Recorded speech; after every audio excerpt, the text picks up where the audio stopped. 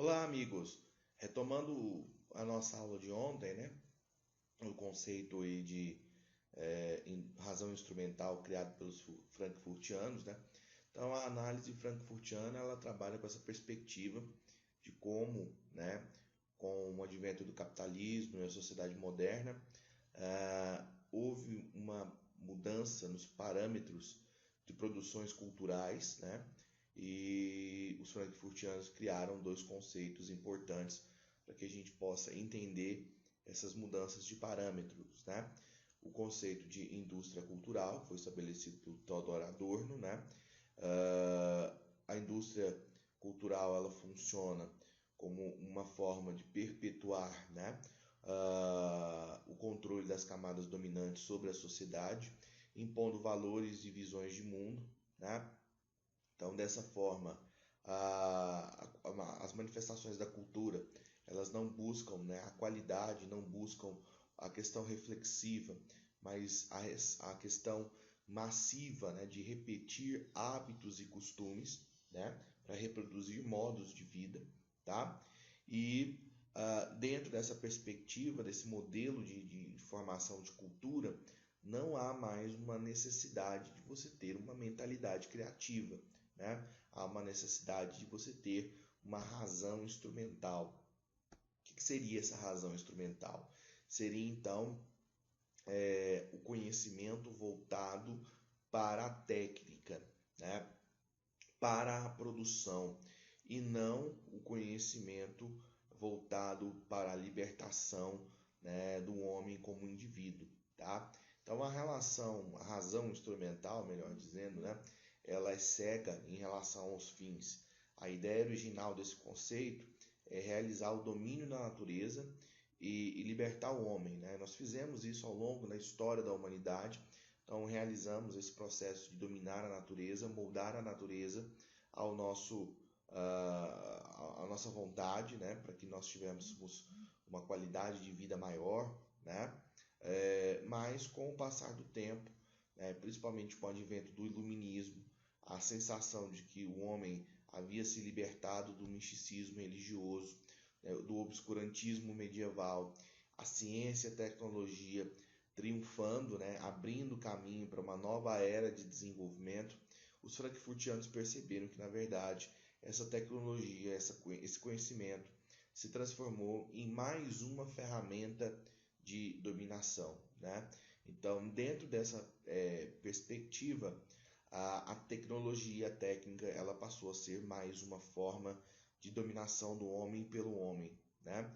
Não é mais importante conhecer a verdade, buscar o conhecimento, mas sim produzir conhecimentos úteis que sejam utilizados dentro da lógica, obviamente, do capital, né? Então a razão ela se torna incapaz de compreender a finalidade da vida humana, né? O que importa é a técnica e o homem se torna cada vez mais escravo dele mesmo, né? Então essa reflexão que Adorno, né, e os frankfurtianos fazem em relação à indústria cultural, né? Como hoje nós somos reféns da tecnologia, reféns da técnica, né? As ferramentas que criamos, né, para nossa vida funcionar de uma forma mais adequada, mais eficiente, ela criou formas de escravização, de dominação e de dependência, né, do homem pelo homem. Então, essa análise nós fizemos até ontem aqui, né? Falamos um pouco sobre essa questão. A indústria cultural, segundo Adorno, ela molda, né, as mentes e a imaginação humana para que a gente aceite essa condição de dominação sem perceber, né? E para isso é importantíssimo, né, que a indústria cultural utilize os meios de comunicação em massa. E isso cria o que o Walter Benjamin chama de cultura de massa. Produções culturais voltadas para atingir o maior número de público possível, não se preocupando, né, exclusivamente, ali, essencialmente, com a qualidade daquilo que se está produzindo, né? Então, a indústria cultural é a indústria criada para moldar comportamentos, para reproduzir uma visão de mundo e de valores característicos das classes dominantes. A cultura de massa é o mecanismo pela qual a indústria cultural se estabelece. Então, ela precisa desses meios de comunicação de massa. Né? No início do século XX, nós temos o advento do rádio, do cinema, né? Como meios de comunicação de massa. E esses novos meios eles vão moldando a forma, né, do homem, da humanidade, se comunicar, se interagir, né, com outras pessoas. Tá? Então, esses meios estabelecem esses comportamentos, cria essas necessidades, padroniza comportamentos, né, e pensamentos. Uma vez que esse produto da indústria cultural ele possui uma mesma natureza, né, na sua razão instrumental, a dominação do homem pelo homem fica mais fácil, né?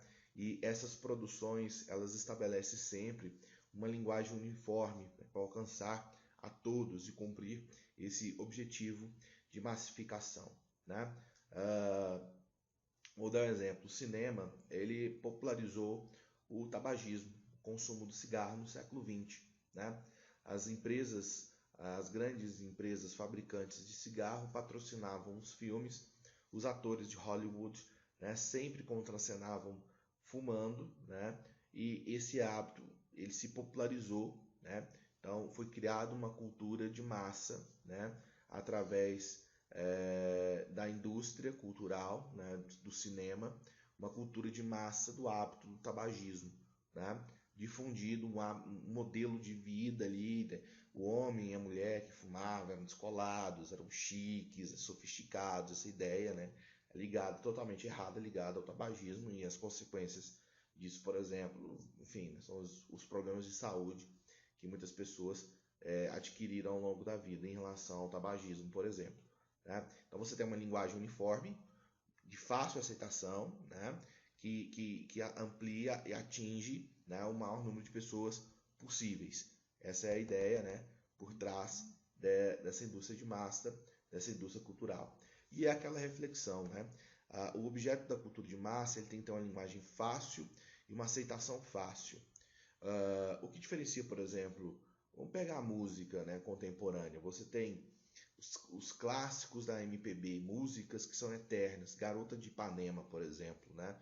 É uma música internacionalmente reconhecida. Por que, por exemplo,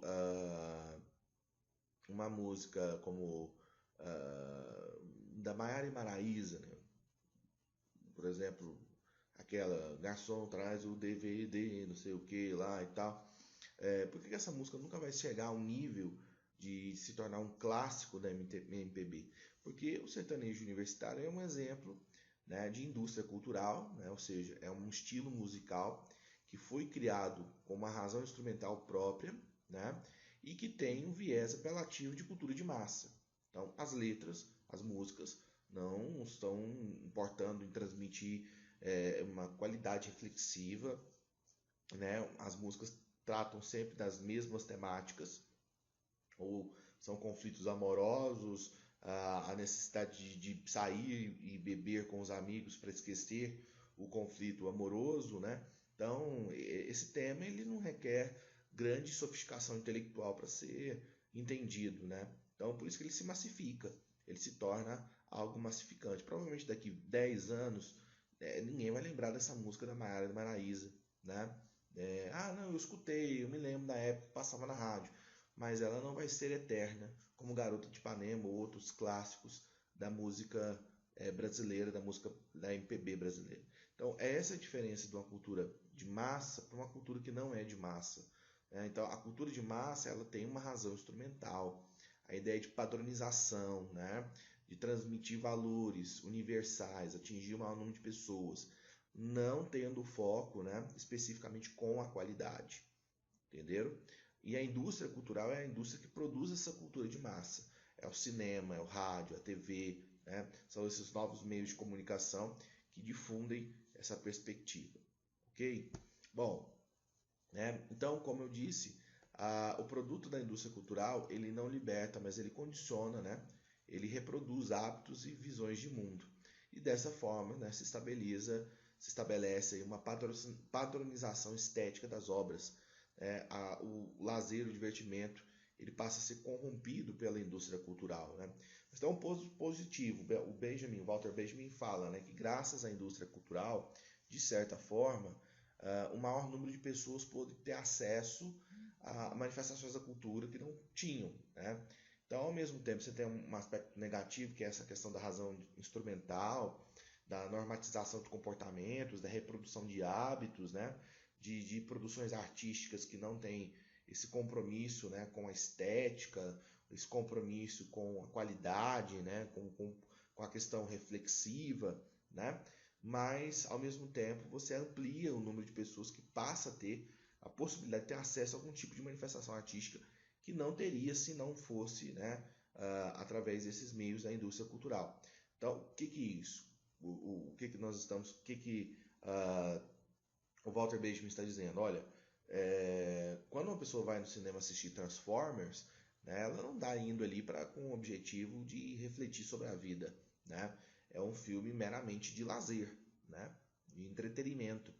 Mas a partir desse momento que a pessoa passa, por exemplo, a frequentar um cinema, ela pode criar um hábito cultural, né, de assistir filmes e, com o passar do tempo, refinar, né, esse hábito. Eu me lembro quando eu comecei a assistir filmes, por exemplo, né, eu buscava sempre filmes de lazer, de entretenimento.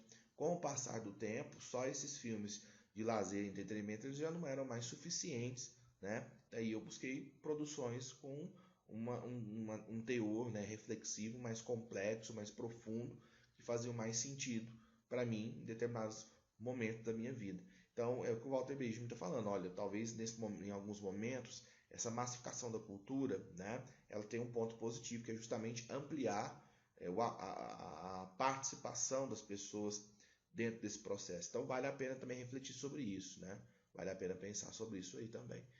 Beleza, pessoal? Então é isso, galera, tá? A gente encerra aqui os frankfurtianos fazendo essa reflexão sobre indústria cultural, razão instrumental, cultura de massa, e como esses instrumentos foram usados ao longo do tempo como mecanismos de dominação e perpetuação de costumes e práticas sociais. Até mais.